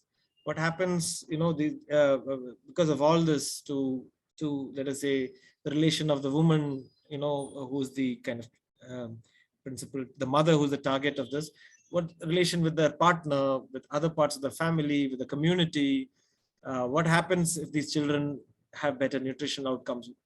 What are the future trajectories, right? I've just put it as a big box with question marks, but in that sense, a theory of change can be located in a still larger imagination of the world, of society, right? I don't see why we say, oh, we want to improve nutritional outcomes, and so we stop there. In the improvement of nutritional outcomes, maybe many other things happen which we should also care about, right? It seems to me personally, at least, that's a very narrow-minded way of even if it's a health program and nutritional outcome is the primary objective, it's narrow to not look at what are the further implications. After all, we are intervening, and therefore our intervention will have further ripples. It doesn't stop with improved nutritional outcomes. And so that's something which Again, this may not be for donor talk or whatever, but I think within the organization, these are very healthy kind of questions to discuss, right? And in fact, in a theory of change, to actually present it. We know that improved nutritional outcomes lead to many other things, which we might also care about, right? That's my point here. Okay. Yeah. So a few kind of pointers on the slide on kind of what I'm calling it rules of thumb for drawing TOC diagrams, right? Typically, we have boxes and arrows. So here are some from my own kind of experience or thinking. Just pulling together some rules of thumb.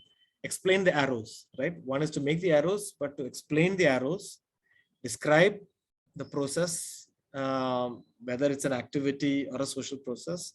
Describe that flow. What's the nature of the connection? We can do color coding. We can, well, one is, as I did, color activities versus social processes, but also this is a largely social or a belief related process, right? Some of you mentioned that beliefs of people might affect knowledge acquisition for TINP. So we might want to categorize the kind of connections, the extent of the connection, the amount of time involved, right, in a certain process going from one box to the other. So there are things we can do to explicate or to more deeply understand connections between various things in the boxes in a theory of change, right? I'm calling them arrows, but we can do interesting things with arrows. I'll show you examples of this when we come to process tracing, where there's a lot of interesting ways in which we can nuance the arrows.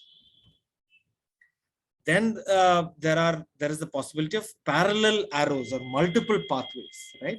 So from one box to the next in the theory of change of a TINP of Howard White is just one line, right?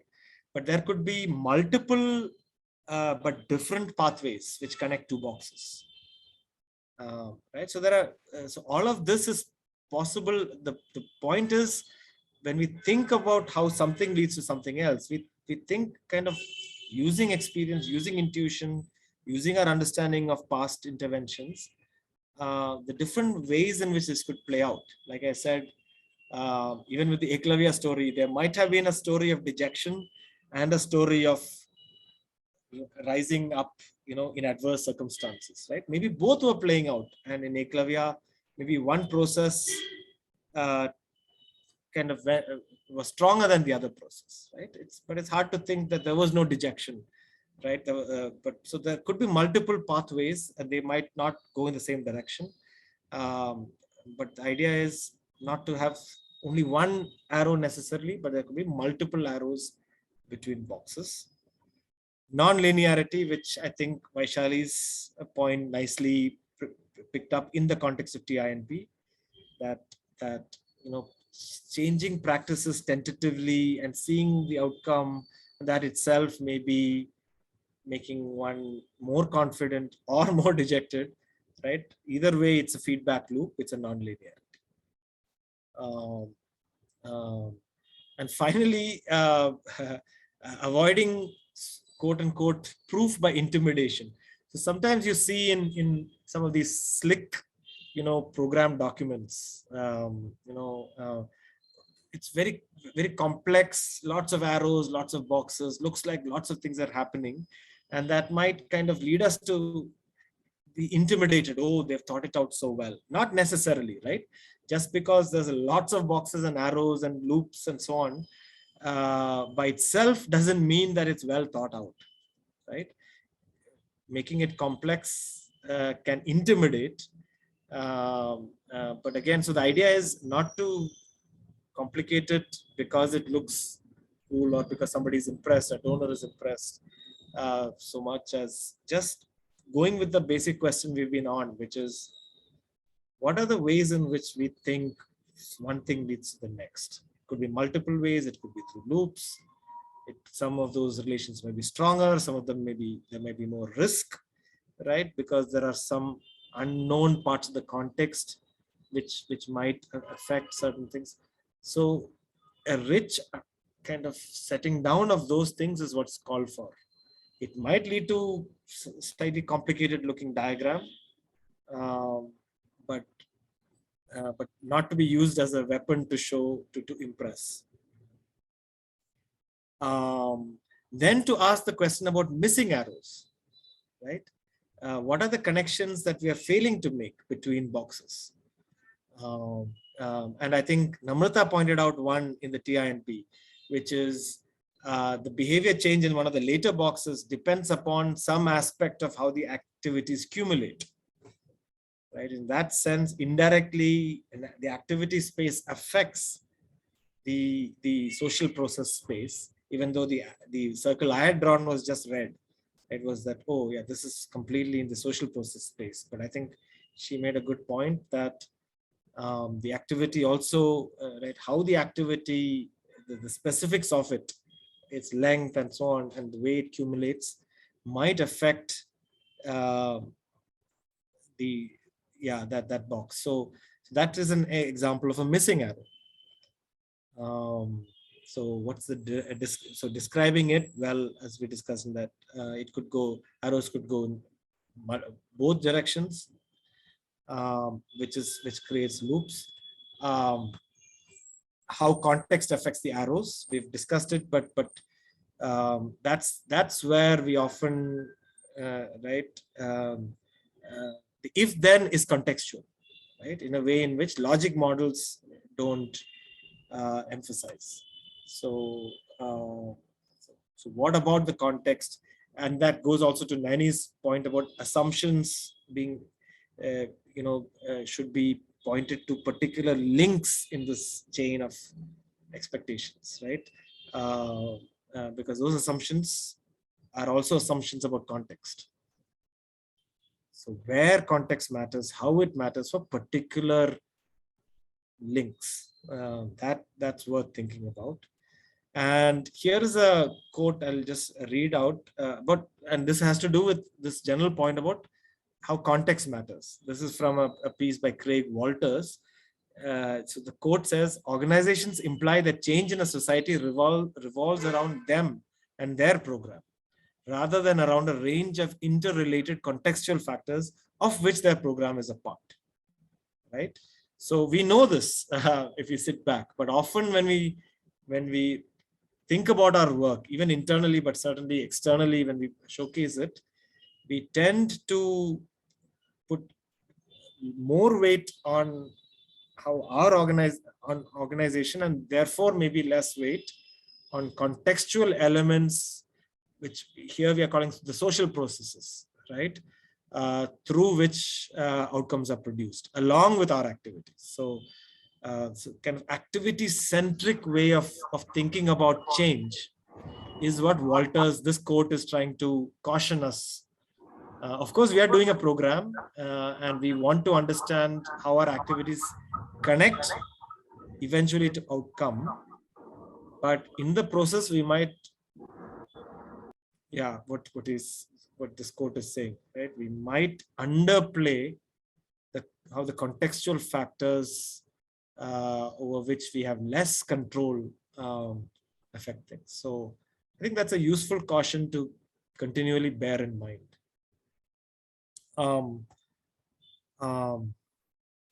Yes, I hope these points are not what you might consider technical, but I think some of these, I think the slide might look a bit technical, the language here, sorry for that, non-linear pathway and all that, but I think we discussed these things already in the context of our TINP discussion.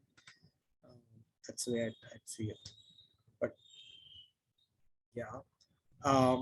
I also want to point out that a theory of change is typically thought out before we start implementing, right? We want to kind of imagine how an intervention will play out in the program space and in the social space, right?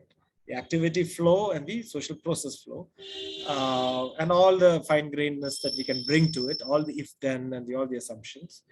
But it's often a good idea, and organizations often do this, which is to tweak and change the theory of change as you proceed. because you might realize that certain parts of our expectations need to be modified. Maybe some part of the context changed, or we missed certain connections, right, in our original theory of change. And as we know more, as we do things, certain other bulbs light up in our understanding. And so it's often a good idea to revise the theory of change. Now, of course, once the program is completed and then we look back on it, then it's a process traced account of what happened. But here we are still talking about expectations, but expectations can be revised mid implementation, mid program. Besides, of course, being created pre-program, right, pre-implementation, but before and after rollout, both, this could be a useful exercise.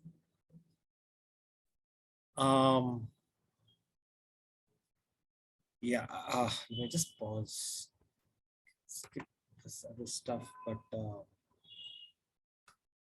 yeah, how are we doing? We are almost out of time. Okay, here, okay, so maybe I'll just show you what some of the participants, with some of you, have started doing in terms of, so here are some of the tentative theories of change. Remember, what we were inviting was, it's okay if it's unfinished, it's incomplete. And so the ones we got were interesting. So not put the names of people here, but here's the one which actually starts with goal, outcome, and then works sort of backwards, if you want, the way it's laid out, at least, to inputs. Of course, you could read it this way, but I think it's meant to be read kind of to show how, we are thinking of activities backed out of our understanding of how things are likely to play out. So there's this. There was one of you attempted the structural factors kind of thing. One thing common across most of it is there is a logic model feel to these, right? There is a way in which you are identifying and listing inputs, activities, outputs, outcomes, right? Here's one, right? Teachers not capable. The teachers not capable, I think 2-3 of you took that up. And some this are much more elaborate. One of you started, I think, with the input activities, and it now has to still, it's pretty detailed. This is actually much longer. It has to connect with that. What I would say is these are very nice starting points, and that's precisely sort of what we wanted to start out with. So those of you who've already done these, the ones I'm showing, the request is over the next week, before our next session next Friday, see if now you can bring in the if-then part, right?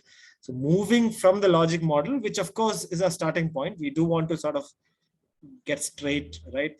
What are our inputs, and so some of those things may not be fully in our control, whatever, right? What's our outcome, and so on and so now that you've got kind of a logic model part, now actually what are the arrows? Can we go past just putting an arrow from the whole bunch of inputs, one arrow to the whole bunch of outputs, and from a whole bunch of complicated outputs to a whole bunch of complicated outcomes, one arrow, right? Which is sort of what logic model does, right? To getting, will also sort of force us, because some of you have done already fairly exhaustive logic models, lots of bullet points, in some of those, right? Can't be put into one slide, actually, that kind. Now, when you start thinking of the if-then, you will realize that you can't possibly put if-then for all of it. So that naturally, I think one of the benefits of this if-then orientation is now we have to ask, what's the big story here, right? It forces us, because you can't possibly, if you have 100 bullet points, and that's the proof by intimidation type, put arrows everywhere, but you can't possibly, do that. So then it allows us to think, what's the big flow that I think this is resting on? Of course, put the other things, but then it allows us also to maybe prioritize, right? What part of our expectations is key? Even if I have 100 other things where I'm putting in, just for sake of completeness, for comprehensiveness, which is great. When it comes to the if then, we have to slim it down a little, right? So that's the kind of request, and I really would like Rahul and Dvitiya also to chime in here. But yeah, if those who've attempted it, if now you can move to this, it could be incomplete, but still, and maybe then we can discuss a little bit next session. What were the challenges you had, right? If you can highlight, some of you can volunteer to highlight in making those connections, because you will find that we are making leaps. And so now when you start doing it seriously, you wonder, on what basis do I think this leads to this? Acquisition leads to behavior change, right? And you will have to have some context in mind. Kind of pan-India abstract context won't do, right? It will have to be some, because that matters, right? Some specification of context, which some of you did. One of you said, this is about a program in some schools in Delhi of a certain sort when you were doing it, right? And then say but then now context should appear in your arrows. What about that context? Which is why if I copy paste Tamil Nadu to Bangladesh, this is not going to work, right? Now, TINP did not do that, right? Theirs was an abstract enough model where the context did not show up, which is why when they tried copy pasting it, some other contextual elements slightly thwarted it, right? So good theory of change should say the assumptions, right, should be built into context. So that's the request. It's an ongoing process, but it would be nice to see those 5-6 of you who did it, how you can improve on it, right? Keep what you did and now overlay that with some of this discussion. Those of you who've not uploaded things, which I think might be the majority now, I'm thinking. If we have 5-6, I guess, yeah. We have 11 submissions. Oh, this morning I downloaded I had only 6. More recent. No, they are more recent. Okay. But now My fault. I froze it at this morning. So, great. That's wonderful. So by far the majority have done it. So good. Yeah. So then this, yeah. And those who haven't, please start the process, because I think once you do it, this if then business, this context business, this assumption business, you'll have to confront for whatever you have chosen to do. So that's the plan. And so next week, maybe we can take a few of these for discussion. So that's one. I think there are some, and we are out of time. We should stop soon, I know.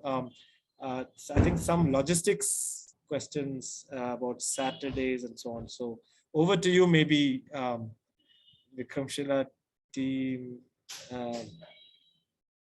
Yeah. I think on my part, I'm okay. Rahul, Dvitiya, I guess we all have to. No, I think there are different kinds of opinions within the team also. So I think it's better that Namrata coordinates and lets us know. Yeah. And better to, we have generally decided upon this, and we can always go back, because I think it will always be this factor that sometimes would be suitable for some and some. That would be always a problem. Namrata, if you can quickly discuss and let us know also if you think there are changes required in terms of. Yeah, sure. I'll do that. Yeah. I'll do that. But the request is, for everybody, for those 11 of you who did it, hopefully, moving from logic model to this. The thing is, theory of change is always messier, right? In a sense, logic model, we are more comfortable. List all the things, right? There's a certain standardization.